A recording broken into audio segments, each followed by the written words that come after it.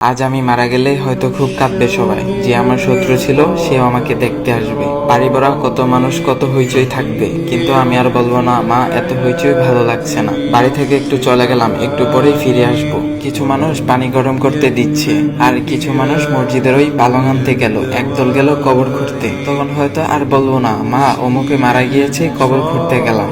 এক সময় বাঁশ কাটা হবে, বাড়ির আঙ্গিনায় এনে বাঁশগুলো টুকরো টুকরো করে কাটছে। পানিটাও গরম হয়ে গেল গোসল দেওয়ার জন্য, এমনকি কবরও খোঁড়া হয়ে গেল। কিছু মানুষ আমাকে এক কোণে নিয়ে একটা মশারি টানিয়ে গোসল দিবে। তখন হয়তো ওঠে আর বলবো না পানিটা বেশ গরম হয়ে আছে, একটু ঠান্ডা হলে ভালো হতো। গোসল করানোর পর আমাকে কিছু কাপড় দিয়ে মুড়িয়ে ফেলা হবে। তখন হয়তো আর বলবো না মুখের কাপড়টা একটু সরিয়ে দাও, নিঃশ্বাস নিতে খুব কষ্ট হচ্ছে। এক সময় কান্নাকাটিটা বেশ বেড়ে গেল, কারণ এখন আমাকে মাটি দেওয়ার জন্য নিয়ে যাবে, এমনকি কাঁধে উঠিয়ে ফেললো। তারপর সেই ঘরটার সামনে দিয়ে আমাকে নিয়ে যাবে, যেই ঘরের মধ্যে কিনা আমি সারাটা জীবন কাটিয়েছি। এক সময় রাস্তায় আনা হবে, মা জননী পিছে পিছে এসে খুব কাঁদবে, কিন্তু আর বলতে পারবো না মা অমুক জায়গায় যাচ্ছি, চিন্তা করো না আমি একটু পরেই ফিরে আসবো। অতঃপর সবাইকে বিদায় দিয়ে আমাকে নিয়ে হাঁটা দিবে কবরস্থানের দিকে। পাশে শত শত মানুষও হাঁটবে। কেমন হবে সেই কষ্টের মুহূর্তগুলো একটু চিন্তা করতে পারি কি আমরা? এমন করে তো আমি অনেকজনের লাশ নিয়ে এসেছি, আজ সবাই আমাকে নিয়ে যাচ্ছে চিরবিদায়ের দেশে রেখে আসার জন্য।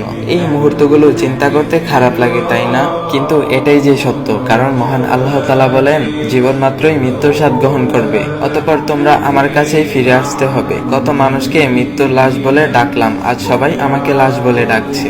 এভাবে কিছুক্ষণ হাঁটার পর আমাকে কবরস্থানে এক পাশে নামাবে, কারণ আমার জন্য সবাই নামাজ পড়বে, মানে জানাজার নামাজ। এভাবেই আমিও কতজনের পড়েছিলাম, আর আজ সবাই আমার জন্য পড়বে। জানাজা শেষ হলে আমাকে আবার কাঁধে করে কবরের পাশে আনা হবে। তারপর কিছু মানুষ হাতে হাত ধরে আমাকে কবরে নামিয়ে দিবে, যা আমি কিছু মানুষকে এভাবে নামাতে দেখেছি। আজ সবাই আমাকে নামাচ্ছে, এক সময় সবাই হাতে হাত ধরে আমাকে কবরে নামিয়ে ফেললো, ঠিকঠাক মতো শরীরটা বাজ করে শুইয়ে দিল।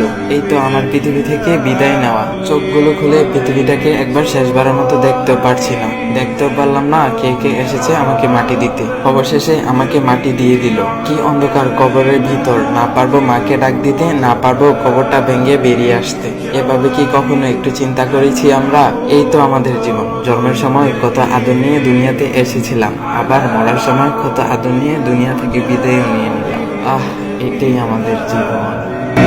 تأمل قدرة الرحمن